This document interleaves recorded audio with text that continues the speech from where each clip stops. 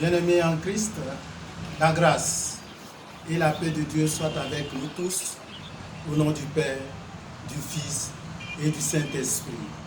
Amen. Prions le Seigneur. Notre Dieu, notre Père, nous voulons te rendre toute la gloire parce qu'il t'a plu de veiller sur nous durant toute la semaine et de nous accorder cette journée dominicale que tu as mise à part pour t'adorer. Merci pour ce moment que tu nous donnes maintenant parce que nous sommes là, malgré les difficultés que le monde traverse, pour t'adorer, pour te louer. Sois avec nous, au nom du Père, du Fils et du Saint-Esprit. Amen.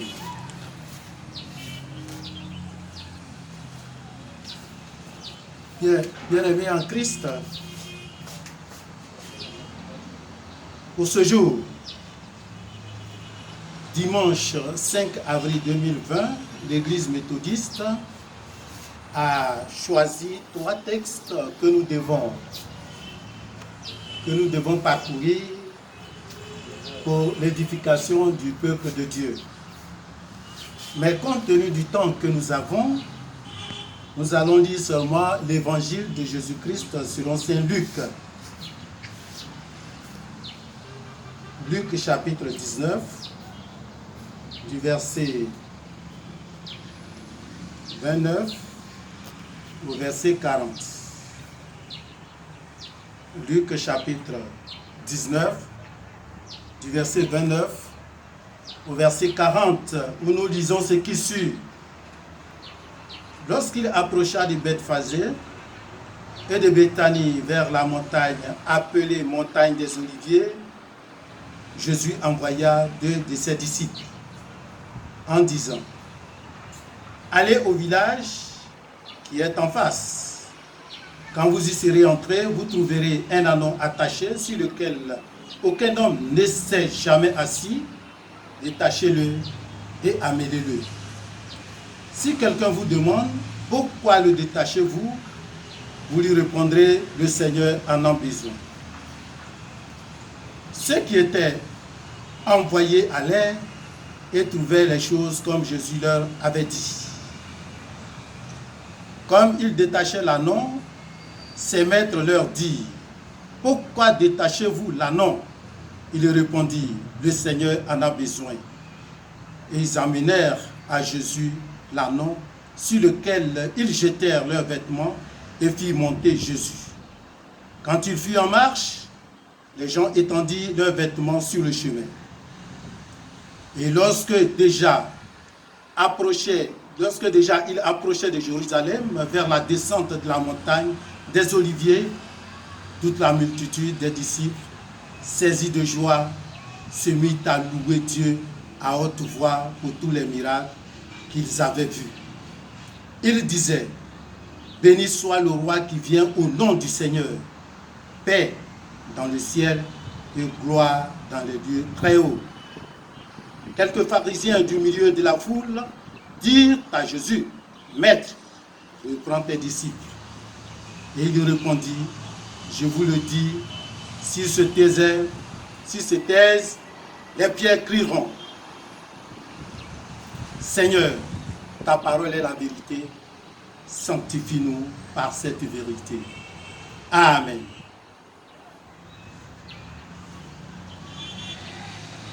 Bien-aimés en Christ, ce dimanche 5 avril 2020 est un jour mis à part. C'est un jour de gloire. C'est un jour de fête. Jour de rameau. Jour de paix célébré chaque année par les chrétiens partout dans le monde. Occasion pour scander des chants pour louer le Seigneur Jésus, le célébrer en tant que roi, l'ovationner. Mais la situation socio-sanitaire obligeant le peuple de Dieu cette année se trouve confiné chacun ce soir. Nous voulons donc saluer l'initiative du comité de réveil de l'EMU et Bénézère du Bardo, qui nous donne donc l'occasion d'édifier les fidèles de Christ, partager avec eux l'essentiel du message de ce jour. Bien-aimés en Christ, que Dieu vous bénisse tous. Comme nous l'avons dit plus haut, Le lectionnaire indique 3 textes, à savoir Zacharie 9, 9 à 12, Apocalypse 19, 11 à 16, et l'évangile de Jésus-Christ selon Saint Luc, du chapitre 19, du verset 29 au verset 40.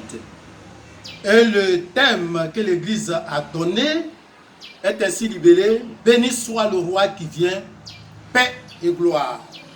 La méditation, nous l'avons dans Luc 19, verset 38, qui dit « Il disait, béni soit le roi qui vient au nom du Seigneur, paix dans le ciel et gloire dans les lieux très hauts. » Ce récit du docteur Luc, compagnon de Paul, relate ici les circonstances de l'entrée de Jésus à Jérusalem. Sa première sortie officielle, donc appelée sortie triomphale. Il était suivi d'une grande foule qui criait et disait « Béni soit le roi qui vient au nom du Seigneur, paix dans le ciel et gloire dans les lieux très hauts. » Alors, bien-aimés, pour aborder ce thème, nous allons dans un premier temps donner le contexte, dans un deuxième temps dire pourquoi ce peuple criait et enfin tirer des enseignements pour nous pour ce jour de gloire.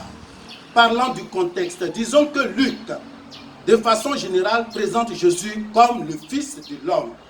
Il met en évidence son côté humain et son côté divin.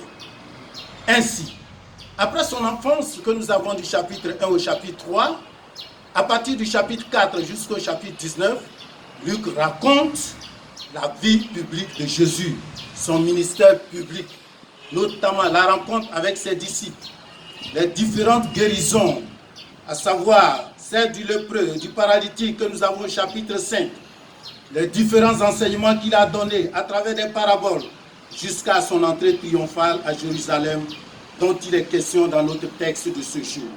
En effet, après un enseignement à ses disciples que nous avons au chapitre 19, du verset 1 au verset 27, où, en résumé, Jésus leur dit « On donnera à celui qui a, mais à celui qui n'a pas, on ôtera même ce qu'il a. » Texte du dimanche passé, il fait son entrée à Jérusalem, entrée triomphale, sur un ânon qui n'a jamais porté d'homme.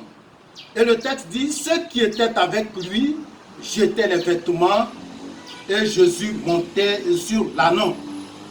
Ils étendirent leurs vêtements sur le chemin. Toute la foule, toute la multitude, saisie de joie, louait Jésus, louait Dieu à haute voix et disait avec des palmes à la main, béni soit le roi qui vient au nom du Seigneur, paix dans le ciel et gloire dans les lieux très hauts. Luc 19, verset 38. Pour dire, salut au roi qui vient, bienvenue au roi qui vient au nom de Dieu. Bien-aimés, comme définition des termes de ce thème, le roi c'est une personne désignée, nommée, consacrée, établie pour diriger un royaume. Le royaume c'est un territoire, un peuple et des attributs. Ici, le roi c'est le Seigneur Jésus-Christ. La paix, c'est le calme, la tranquillité, la sérénité, absence de troubles, de guerre, entente, la concorde, etc. Absence de problèmes, donc la stabilité. La gloire, c'est la renommée de notre Seigneur Jésus-Christ. En somme, dans la joie, toute la foule saluait la venue du roi, un roi de paix qui vient de Dieu, dont la renommée s'étend partout dans le monde et dans les cieux les plus élevés. Pourquoi donc, bien-aimés, ces cris d'allégresse? Luc 19, verset 37 dit, c'est à cause de tous les miracles qu'ils ont vu Jésus faire. Ils croient que ce que Jésus a fait ailleurs, il va encore le faire pour eux. Selon Zacharie 9, verset 9 à 12, il est dit que c'est leur roi qui a été annoncé qui arrive. Un roi différent des autres rois. Il est juste et victorieux. Il vient détruire les chars de l'ennemi. Il apporte la paix, la délivrance aux captifs. Apocalypse 19, verset 11 à 16 dit qu'il est fidèle et véritable. Il combat avec justice. Son nom est la parole. Il est le roi des rois, le Seigneur des seigneurs. Le peuple bien-aimé a donc raison d'être en joie parce que le roi des rois vient à lui. son libérateur de toute oppression, de toute souffrance, vient à lui. Le roi tant attendu, un ouf de soulagement, un roi puissant, une royauté symbolisée par l'anneau et même prouvée par l'exécution sans résistance encore. Aucune a l'ordre donné à ses 2 disciples d'aller détacher l'animal. Le roi a parlé, personne ne s'y oppose. Un roi de paix, d'où les palmes, les rameaux, symboles de paix, de réconciliation entre les belligérants dans nos sociétés africaines. La présentation des rameaux entraîne automatiquement la fin des conflits, des palabres, avec la médiation d'un allié le plus souvent. Que retenir cette journée pour nous, peuple de Dieu, frères et sœurs en Christ? En l'estat de cette multitude, nous devons aussi crier de joie. Car nous aussi, notre roi arrive. Il vient à nous avec tous ses attributs, avec toutes ses capacités, son pouvoir. Il est le même hier, aujourd'hui et éternellement. Il vient nous délivrer de toute oppression, notamment les forces du mal, les soucis, les maladies et que sais-je encore. Pour nous accorder la paix, la tranquillité du cœur, du foyer, de nos services, dans nos pays et dans le monde entier. Bien-aimés, que faire? Comme cette foule, nous devons croire à nos requêtes, à nos demandes. Que notre Hosanna soit sincère et non un Hosanna habituel, ponctuel, annuel. Et alors, nous aurons la paix escomptée, la libération recherchée. Frères et sœurs, fais-le et tu verras la gloire de Dieu. Tu seras délivré au nom de Jésus. La fête de cette année est particulière. Elle a beaucoup de particularités. Particularités liées à la maladie, au Covid-19 et les décisions prises par l'État ivoirien. 1. Cette année, le Hosanna n'est pas chanté à Jérusalem habituel. La procession ne se fera pas de façon comme habituelle dans nos temples à Ebenezer, à Espérance, à Sinaï, à Cana, à Cité de Grâce, mais éclatée dans chaque famille, dans les villages, dans les hameaux, partout dans le monde, d'une manière ou d'une autre. Ce n'est pas seulement le peuple d'Israël, pas seulement les chrétiens, peuple de Dieu, toute l'humanité, les chrétiens et même les non-chrétiens réclament la paix, la santé, la délivrance, car la pandémie n'a épargné personne. Tout le monde entier est inquiété. Un Hosanna généralisé. Christ le sauveur de l'humanité. Aucune puissance de ce monde n'a été assez puissante pour affronter le Covid-19. Les grands chercheurs, les grands scientifiques de ce monde n'ont pu trouver le remède efficace pour combattre, pour traiter la pandémie. Tous impuissants, limités, tous inclinés, pleurent Hosanna. Tous les secteurs d'activité sont touchés partout dans le monde. Toutes les classes sociales sont affectées. Oui, les grandes douleurs sont muettes. Tous s'accordent alors, qu'on le veuille ou pas, que Christ est le plus puissant, le sauveur du monde, le roi des rois, qui mérite gloire et honneur, le Seigneur des seigneurs. Aucune force n'est au-dessus de lui. Comme il a calmé la tempête et les vagues, Christ peut mettre fin à cette maladie. Alors, au lieu de nous fier à une quelconque force, restons attachés à Christ, comme notre Seigneur et Sauveur. Levons les yeux vers lui, comme le peuple d'Israël a levé les yeux vers le serpent des reins. Nous devons aussi comprendre qu'il est temps de mettre fin à la religiosité, c'est-à-dire attendre seulement le dimanche pour aller au temple, prier avec les autres, sous la direction du pasteur ou du prédicateur, mais que chacun s'élève et ait une rencontre personnelle et individuelle avec Dieu, une rencontre régulière avec Jésus-Christ et sa famille. À tous, bien-aimés, notre Dieu est un Dieu d'amour. Il ne met point dehors celui qui vient à lui. Il répond et pardonne quiconque l'appelle au secours. Devant cette pandémie, persévérons dans la prière, dans la fidélité à sa parole, dans la repentance, et nous serons sauvés. Selon Apocalypse 3, verset 19, qui dit « Moi, je reprends et je châtie tout ce que j'aime.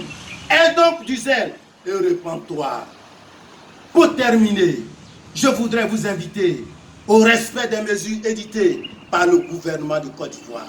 Le lavage régulier des mains, l'usage des bavettes, évitez les accolades et de se serrer la main.